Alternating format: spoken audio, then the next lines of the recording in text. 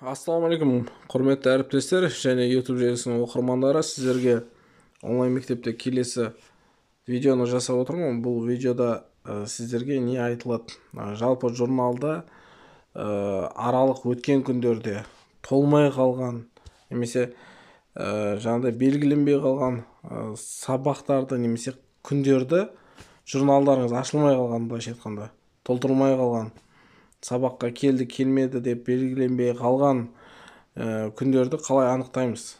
Жалпы енді негізгі сабақтарда білу қиын емес. Ол жерде жаңағыдай ашылған, не ашылмаған, немесе ашып просто так жаңағыдай не дейді, формативті бағасын қоймай қойған, немесе мүлде ашылмаған деген сияқты нәрселерді мен қазір осы видеода тоқталып өтетін боламын. Ол үшін журнал бөлімге өтеміз. Журнал бөлімде онлайн мектепті ашамыз. Онлайн мектептің бөлімінде журнал дегенге өтеміз. Енді мен өзім вариативіме тоқталып өтейін. Вариатив сабаққа кіреміз. Жалпы кірген кезде бұл жарты жылдықта қосылатын пән. Жарты жылдыққа сынақ ретінде қойып қойғам. Бағалау түрін сынақ деп қойғам. Сынақ деп жазатын боламыз 90 соңында.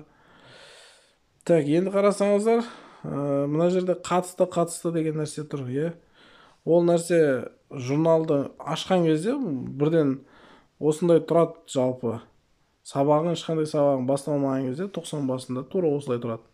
Мына леп белгі сызықшалар тұр ғой, сызықша. Яғни солай тұрады. Ал сіз өтіп болғаннан кейін, өткеннен кейін, яғни мынандай қатысты, яғни қатыстының тұсында мына жерде не тұр? Комментарий қалдырған белгішелер тұр. Яғни оны ашып көруге болады. Мына стрелка, жоғарыда стрелканы ашсаңыз, Әліпбек Мереке не жазың? Жарайсың. Так, мөлдірге жарайсың. Енді бұл жерде формативті бағаны сіздерге журналды ашқан кезде мына сабақты қайта жою мүмкіндігін жасай алмайсыз. Яғни жою мүмкіндігі болмайды. Сабақты өтесіз бе дейді. Немесе кері қайту деген нәрсе сіздерге шығады. Дұрыс па? Мен осы сабақты өтем деп ашқаннан кейін ол жердегі жаңағыдай КТЖ-дағы тақырыптардың ешқайсысын жаңағыдай өшіріп немесе жоя алмайсыз. Ол тақырып сол жерде қалады.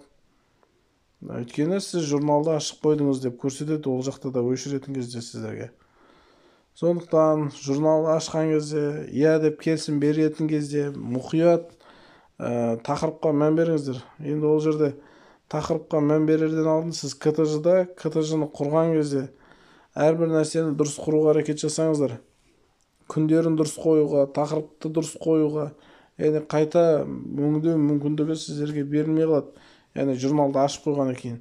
Ал журналды ашқанға дейін, яғни КТЖ-да қайта өңдеуге болады. Яғни жазған моментте қайтадан орын ауыстыруға болады ары бері. Сондықтан жалпы солай. Енді мына комментарийларды жоюға болады, комментарийді өзгертуге болады.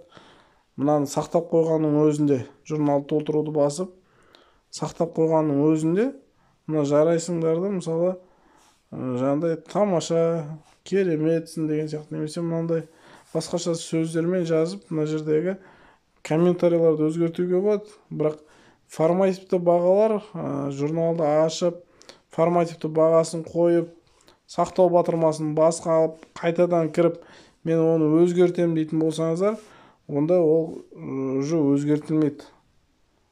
Формативті баға өзгертілмейді автомат түрде. Мынандай комментарийлар өзгере береді, бірақ формативті баға өзгермейді. Так, енді мен қайта өтейін журнал бөлімге. Так, журнал бөлімге өтеміз. Енді осы жерде негізгі сабақтарды ашып қарайтын болсақ, жалпы негізгі сабақтарда формативті баға қойылады ғой. Ағылшын ашып көре салайық мына жерде.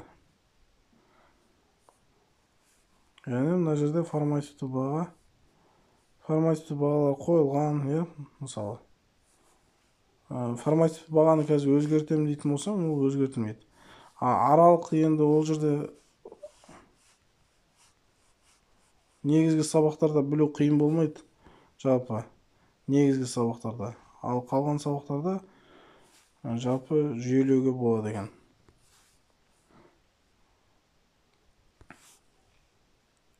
Жалпы осылай білесіздер. Яғни сіздер журналдарыңыз ашқан кезде осылай таза леп мынандай сызықша болатын болса, сіз мына күндердің ешқайсысын ашпаған болып саналасыздар. Ал аралықта мынандай барлығы осылай дерлік тұратын болса, қатысты, форматив бағасы немесе вариативте қатысты просто сызықша болып тұратын болса, онда ол күндердің барлығы дерлік ашылған болып саналады. Сіздер осыған мән беріп қараңыздардан, ашылмай қалған, қойылмай қалған күндеріңіз болатын болса, ашып журналды қайта сақтап шығыңыздар. Және де мына формативті бағалар кем болатын болса, немесе қосымша жаңағыда бала жұмысты бүгін уақытында орындай алмай, ертең орындауына болады. Мысалда онлайн мектепте берілген сабақта сізге сосын орындадым деп хабарлама жіберіп жатса, онда сол күнге формативті баға қоюларыңыз болады. Пока қазіргі таңда ол жаңағыдай бағалау уақыты сіздерге ешқандай әсер бермейді. Яғни формативті бағаны кеш қойдың, уақытынан кейін қойдың деген нәрселер сіздерде пока ол көрсетілмейді. Жалпы назар қойып тыңдағандарыңызға көп рахмет. Видео ұнаса лайк, комментарий қалдырыңыздар. Комментарий бөлімге жалпы сұрақтарыңыз болса қоюларыңызға болады.